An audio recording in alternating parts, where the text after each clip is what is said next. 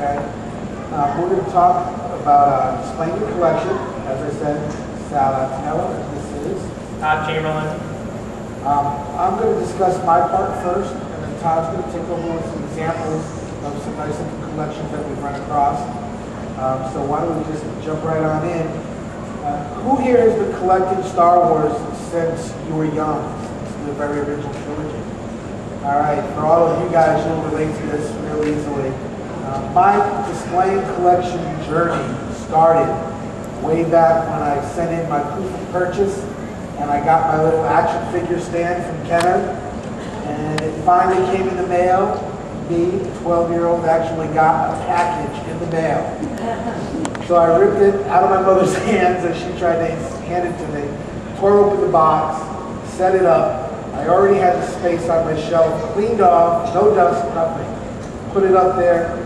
Put all my action figures on that stand. Every day I play with them, and every day they go right back on that stand. Not only did I realize that I had little OCDs back then, but that was when I started realizing that I liked to display my collection, and I like to display it nicely. So what I have here for you is just some tips and tricks on how to display a collection nicely without breaking the bank, because we all need more money to buy more Star Wars collectibles, right? Okay, what and where? First thing you need to do is determine, what am I going to display? Is my collection mainly art? Is my collection action figures?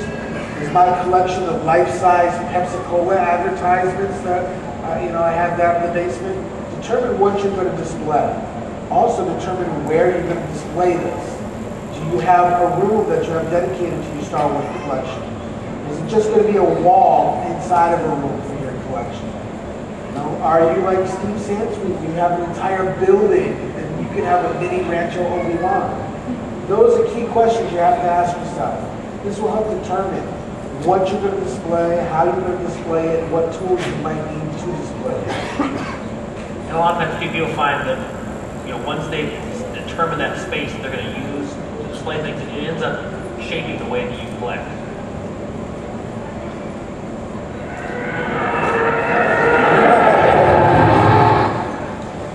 So again, the what and where. Consider the size of the items you're displaying. If you're displaying postcards or celebration pins that you've been collecting around here, you don't really need a huge display case to display those items in. Consider whether your items have a theme. It's always great to have a theme when you're displaying your collection. It doesn't have to all be an obvious theme, but some kind of theme, all R2D2 stuff. All of your Christmas stuff, all your Hamilton plate collection, all of your action figures, all of your Luke Skywalker action figures. Those are some different examples of themes you want to use. And consider the size of the space that you can commit to your display. If you can only commit one bookcase in your one room, you don't want to go out and have 5 different, or have enough stuff to fill 5 different bookcases. You want to have just enough stuff in that one bookcase.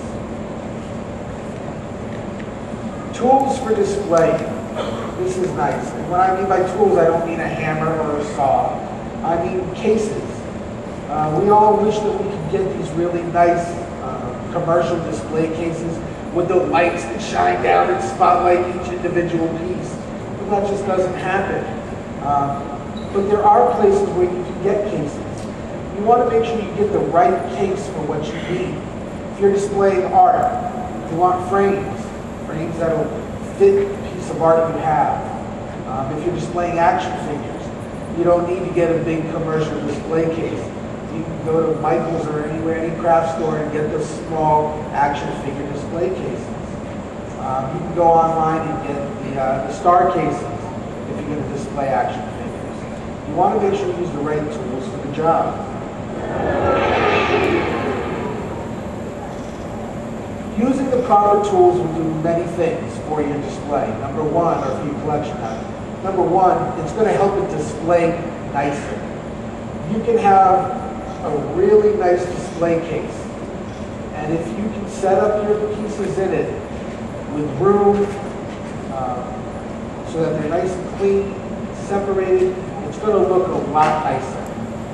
Again, you want to try to maintain a theme. Make sure all of your R2D2s are together in one case. Make sure if you're going to maybe have all your Christmas items in one case. Whatever you're going to use, if you use a case or a frame or a shadow box, try to keep everything within that case or shadow box the same theme. Bigger or more is not always better. So if you're from Texas, I want you to get this and understand it. Just because you have a nice big display case does not mean that you should cram everything you own into that nice big display case. You want to make sure your items are separated. You want to make sure they're highlighted. You want everybody that comes over to your house to say, "Oh my God, I didn't know you had that. Where did you get that?" And they're not going to be able to see it if you cram everything into that display case. You don't have to break the bank. This is the big one. This is what I'm the most passionate about. You do not have to go and buy brand new retail display cases or go to Ethan and Allen and buy brand new China hutches or cases from them. You just got to think outside the box a little bit. Try a yard sale. Try Craigslist. I'll tell you guys what, I've been on Craigslist. I have found more nice retail commercial display cabinets out there for a song than anywhere else. You just have to be patient. You have to think outside the box. You can get nice display pieces. You just have to go out there and look for them. It requires a little bit of work. Here's a nice example that I have found of somebody displaying a wall art. They didn't want to go crazy with it. They wanted to display art that they knew. It only took one wall to display it. And if you look here, the thing that really strikes me about this collection, all the frames are black. And they all sort of tie in there. It's one theme. It's all Admiral Akbar.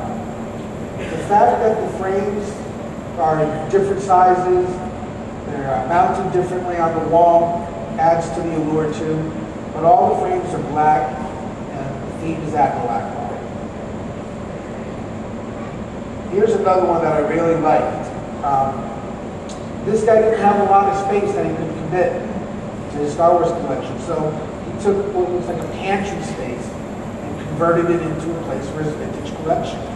What made it really nice is that he used glass shelves that lets the light come down so you can see everything. Everything's not thrown in there and crammed up against each other. They're spread out nice. There's nice lighting. You use glass shelves to spread the light out. A really good job in a very confined space. Here's another good example of theme and of using glass shelves to help spread the light. Obviously, this theme is R2D2. And even though it's just glass shelves up on a wall, it looks really nice. Here's another collection where they're committing the whole room to the collection. Obviously, it's a vintage collection. The thing that strikes me about this room that I wanted to bring to everyone's attention is, number one, the display cabinets. Okay? They may be a little bit on the higher end side, but they're all the same. That really makes it look good. All the display cabinets are of the same make. You'll see that none of the items in the display cabinets are shoved together. They're not just thrown in there. The theme here is all vintage. It's a vintage collection. You've got good lighting here. But again, it's just a small area. It's a small room.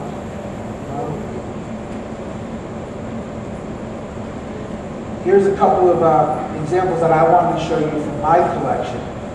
And you can see the picture on the left of the screen. That's that was the picture I made to give you guys an example of a bag, really cluttered kind of display cabinet. You can see all the ships down the bottom. There really isn't a very good theme there. Everything's just kind of shoved in there. Once I cleaned it out, I have everything separated, everything spotlighted. It looks a lot better. You can see everything that's in there now. And here's another example that I gave you on the left is the bad example. Sorry, that picture's a little blurry. But this is, the theme is the holidays. This is all the holiday Hallmark ornament stuff. On the left, it's very cluttered. I tried to fit every ornament I own in that cabinet. Didn't work out very well. So I said, well, what's important? I said, well, the signature series is important, plus a couple of the ones that I like the best. So I took everything out, and on the right-hand side, you can see just the signature series ornaments are in there. A couple others that I like, maybe a couple of the newer ones that I just bought this year, just to showcase them. By having fewer pieces, they all stand out. And here's the great part about not breaking the bank. This is a picture I'm actually very proud of. There is not one display piece in that picture that I paid over $20 for. The frames I got on sale, just look for your sales, 50% off on the frames. I paid $10 a piece for. The two end pieces, $5 each at a yard sale, those are CD, DVD holders. I just repurposed them for this. That display case, okay, this display case didn't come off Craigslist, so sorry about crazy Craigslist so much. This one I actually found at a thrift store. $20. Now I did have to paint the inside, I had to clean the glass, but $20, that's all I paid for it. Here are some other good examples. On the left there, we have one display cabinet, $50 on Craigslist. I found it just before coming out here to see six. Over on the right side, $125 on Craigslist. It's a little fancier, but still, that's reasonable. On the left, $15 on Craigslist. On the right is my Hallmark display, $10 at Swap Meet. It was really a gross brown. I painted it black, that's it. You just got to think outside the box. You can find these dealers who display your collection very nicely. Just think outside the box. Do-it-yourselfers. How many out there think that they are do-it-yourselfers and you like to fix things around the house? You guys got a head start on doing some nice collectible display cabinets. Here's something I made. Now, ignore the little Star Destroyer in there. My son took a welding class. He thought he was going to make his dad proud. He did the Star Destroyer. That was good. Oh, that's the response I'm looking for. So what I did was we went back in the garage and I took a scrap piece of lumber and I took some acrylic I had in there, just cut some acrylic squares, glued them together. The whole thing cost me maybe $10 in pieces. In the store that would sell for $50 if you go to Michael's and try to buy a display piece that size. Here's a cabinet I made. You wouldn't believe it, but under that cabinet there's a fireplace. I live in California, Southern California. Why there's a fireplace in this house, I don't know. And the fireplace is over in the corner of the wall. So it was just dead space. I couldn't really do anything with it.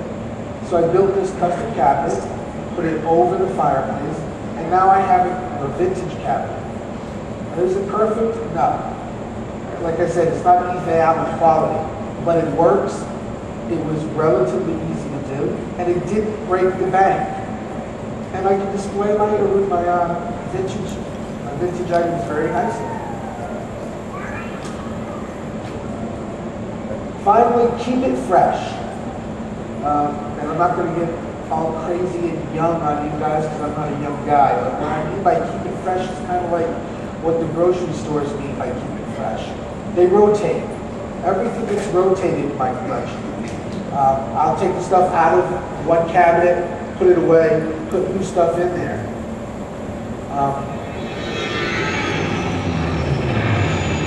By keeping it fresh, it does a bunch of things to help your collection. You rotate your displayed items. Move items from one display to another. Take items out and pack them up, put the other ones in there. Rearrange the room setup. If you've devoted a room to your Star Wars collection, you can always go in there and take one display cabinet from one wall, put it on the other side of the room. change things around, see how that works for you. Over time, this stuff will allow you to display your entire collection. It'll keep your friends guessing as to what's going to come up next. They'll never know the entirety of your collection, which will keep the mystery about you. How much does this guy really have? Oh, I don't know. We got to move and find out.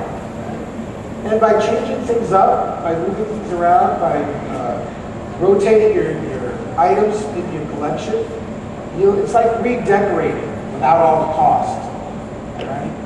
So that's a lot of fun as well. And that might also help keep the significant others in your lives off your back. And at this point, I want you all to remember, size matters not. It doesn't matter if you can devote an entire room to your collection, if you can devote the entire basement, or even if you've got just a wall, just one cabinet. Anybody can display their collection, whether great or small, without breaking the bank, and display it nicely so that you can be very proud of it, and you can show with pride your collection to your friends.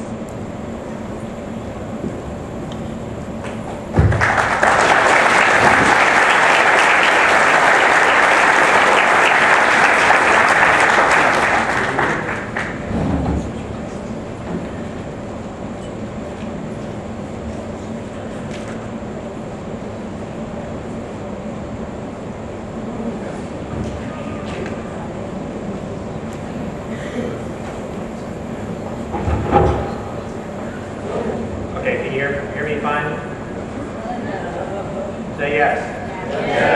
All right, thank you. So, to be honest, when I told a few of my friends who live in Indianapolis where I live now that I was going to do a presentation on displaying your collection, I got some kind of shocked looks because frankly, for the last few years, my place looks a little bit more like the end scene of Raiders of the Lost Ark. It's a bit warehouse-ish, and we've been in the process of getting ready to move and possibly put our house up for sale, and so things have been kind of just boxed up. But really the focus of my section of the presentation is on the collections that people, we had a collector showcase where collectors from around the world submitted photos of the way that they display their things, and so I'm going to highlight some of the examples that Sal had came from that as well. So just to talk about some of the themes that I saw in the submissions there that were kind of the reasons why Jared Clark and Ron Salvatore and I picked those pieces out and why we thought those were nice to be collections. So Arturo Juarez just gets into that idea of a focus collection. He's really into R2, and so and I said that idea that I talked about earlier, that once you have a space where you're going to collect things, that it does in some ways end up, it's a mutually shaping thing, that both your collection shapes the space, but the space kind of helps you decide, well, this is something I want, this is something I don't want. But he's got a pretty intense collection. This is just one room of his R2 collection. Toru Kimura has another focus collection.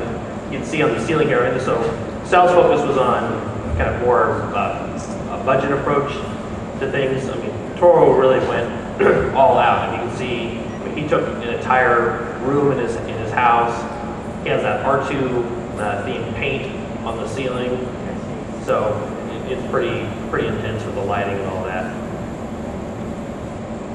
Has this nice rug. I really like this idea of a glass top coffee table where you can actually sit there and use the space. And I've been to some people's homes where we'd actually, in their living room, they've got something like this, and that way it's something you can enjoy every day. Personally, my wife doesn't like to enjoy the Star Wars. She loves Star Wars. She likes the collectibles. She doesn't like to enjoy them every day. But if you've got, if in your family that's a cool thing to do. I have a lot of ideas for displaying my collection long term that probably aren't going to happen in the broader home. But anyway, I really like the whole glass top coffee table idea. So here's another focus collection, Alonzo's collection of Mexican items. Get the Lily Lady dolls. I guess there's I think everything in this picture, for the most part, is Mexican, except actually I'm just noticing there's a Japanese die-cast Vader in there. I'm not sure, and maybe the Stormtrooper. I'm not sure what that's from, but anyway, for the most part, Alonzo's collection is really heavily focused on the Mexican items, and so I think that's some people you end up you buy things over time and you just kind of put it wherever you have space. But I think that if you could be intentional, because it seems like a simple thing, like display things together, but in practice I've seen a lot of collections, and so people just kind of put things out as they get them, and I'll move things. And I think if you can be intentional over time, and the idea that Sal talked about rotating things, and to me that's what keeps.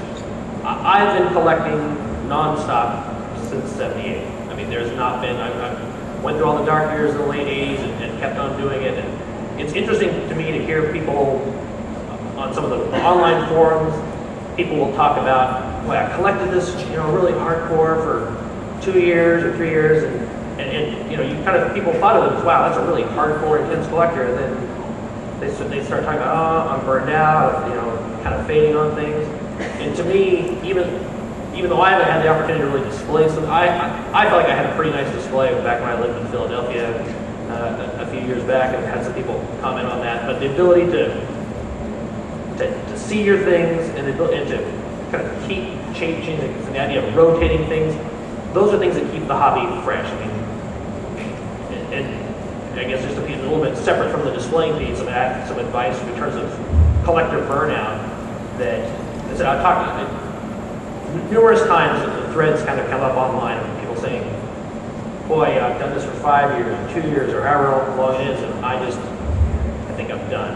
And some people, that may be just where they go. But the idea of putting things away, and whether it's one segment of your collection or your whole collection, don't just go because some people will build up a focus, for example. They'll build up a big R2 collection. They'll say, I'm tired of this, so I'm going to sell it. But then I'll hear 2 years later, I am so sorry I sold that R2 collection. And so my recommendation would be, in terms of burnout, that you spend a lot of time on that. Put it away, and either don't have anything out or put something different out, and then look at it 6 months later or a year later. And if you open it 6 months or a year later and you still say, I just don't care, then maybe it's time to do something different. But I think a lot of people have found that when they do that, things become fresh again.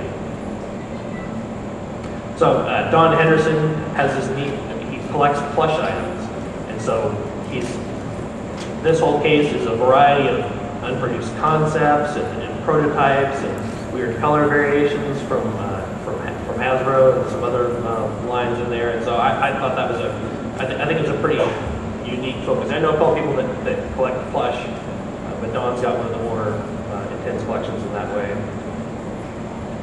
Don Raskin, the Stormtrooper, he's got this whole room with these cases. IKEA, if you're close to an IKEA is a good place to buy low-end cases. I'd say the majority of people I know that buy brand new cases, that's what they do. But I also would recommend doing what Sal did in terms of trying to find local sources, both for display cases, and one thing, if you collect posters, I've found having a flat file cabinet where you can store posters flat and not have to keep them rolled makes it easier to access. And because a lot of places that used to have blueprints and things like that in physical form have been getting rid of them in recent years, there actually are some pretty good deals out there if you do Craigslist or do local eBay, where you can get things for a flat file cabinet new $500, where you can get one for $75 or $100. So Trilogy architectural details. Dave Silva took a large building that he had on his property, and he added this Millennium Falcon themed window. I thought it was a pretty cool accent there. I'm seeing a lot of y'all hold this one every year. Camera's looking, yeah, that was neat.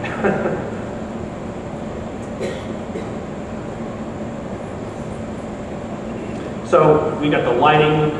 Roberto's got the lighting details there off to the side, and I've seen that done several times. I always like that.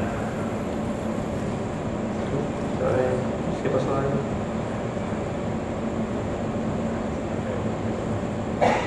All right, so simple layouts. You know, I collect a lot of different things, and so it sometimes gets hard to, you know, you want to see a lot of different stuff. But I really think that the idea of just taking, even if you have a bigger collection, just picking a few things that you really, really like, the quality over quantity, and quality not necessarily in terms of value, but just quality in terms of things that you really, really like. And this gets back into that idea of shaping the way that you collect. That if you decide, you know what, I really like the way I like my collection better when I get to see a few pieces, the pieces I really like stand out, instead of buying a bunch of pieces that you just, you know, yeah, that's a cool thing, and I'll put that out there. But then it detracts attention from the pieces that really give you a lot of delight. So, you know, Ronnie's got these Admiral Akbar pieces, and it's something that, you know, he's able to really highlight the things that are cool in this collection. So, you know, here are a couple other different series of prototype pieces that he has.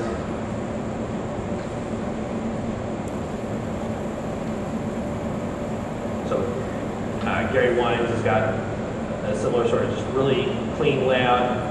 You know, he's gone the AFA grading route and had them make the cases, but the clean white background in this case to just really, you know, highlight those particular items.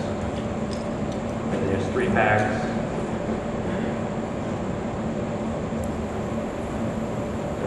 A little collection of the minifigures. I thought this was cool. The guitars. I mean, this is part of there are a lot of other things in this room, but you know, you could to really just take a space and say, okay, I'm gonna rather than cramming a bunch of other things around where you wouldn't really notice it, and say like they really stand out. So display cases, and I'll go back to Robert Sharp because I think this is very much, I think, along the lines of what I see myself doing again when I'm in a longer term space. And to me, having things in cases with glass fronts like that, kind of just, there's our archival kind of protection piece that it keeps the dust off, it saves on housekeeping with the dusting. But I just think it really kind of tidies things up, and it's kind of like framing a picture. It helps things stand out. A couple more examples of that. He also found vintage wallpaper.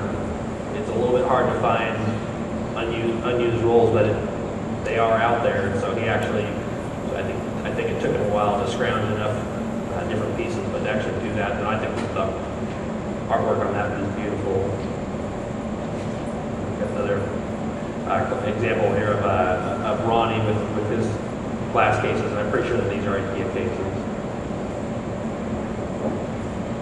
So Mark has got some built-in cabinets in his basement, and as we were just saying, it has a heavy Admiral Akbar focus to his collection.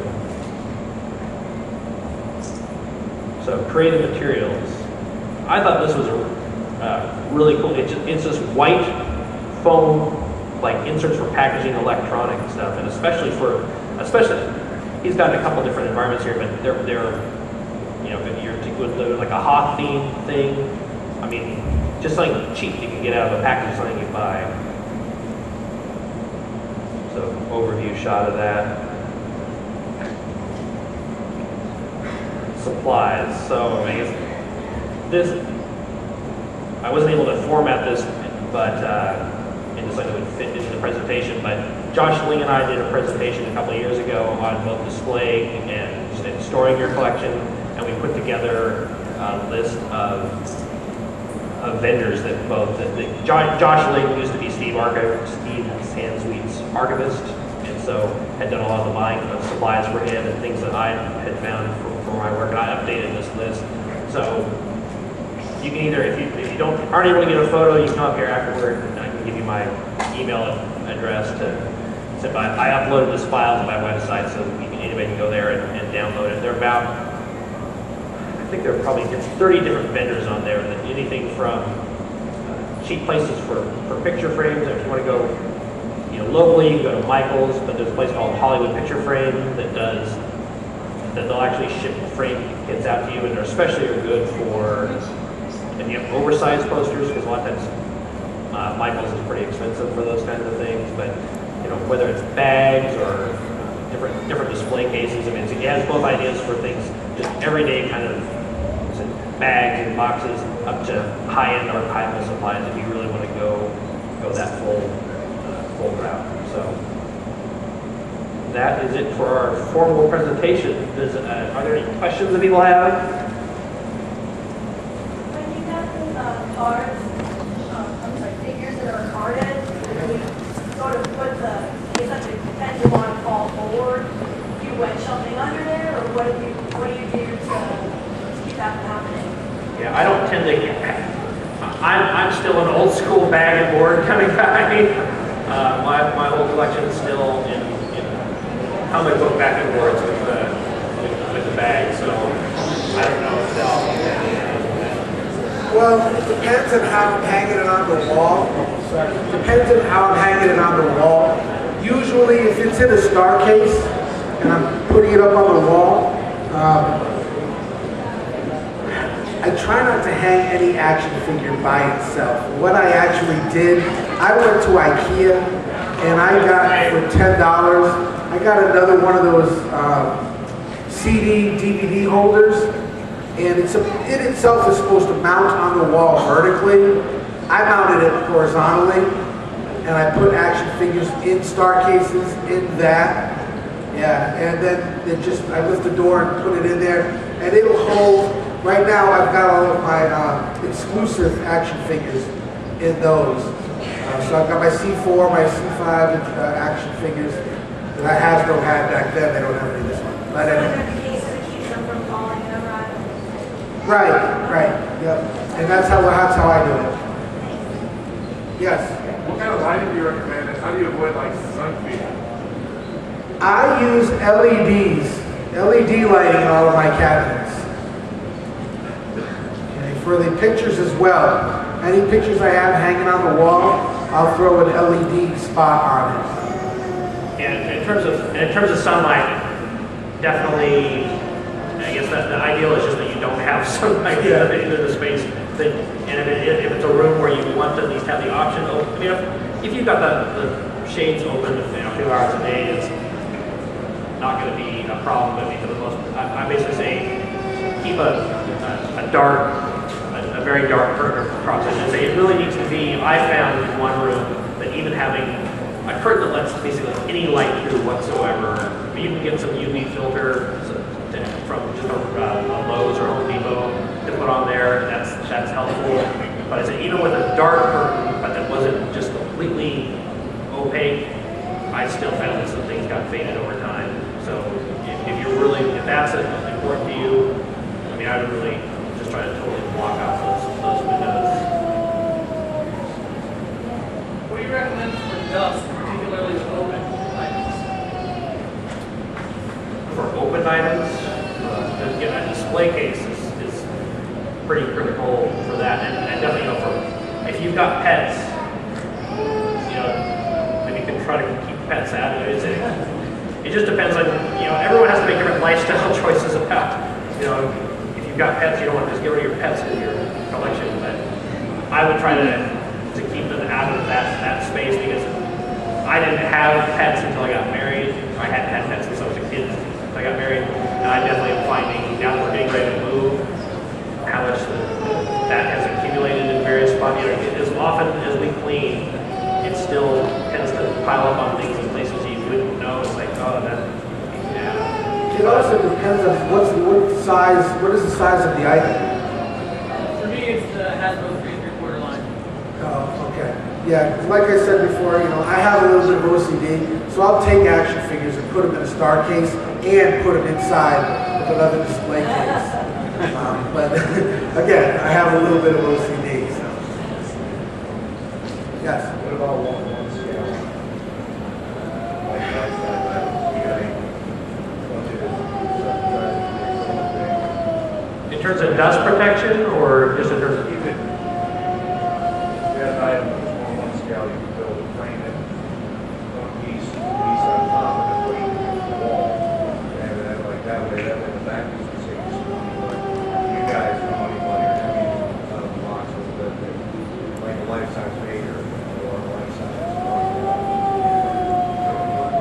Well, it's funny that you bring that up. A friend of mine does have a life-size bear, life-size ball, and just got a life-size Boba Fett. And he's constantly complaining to me about the dust getting on these things.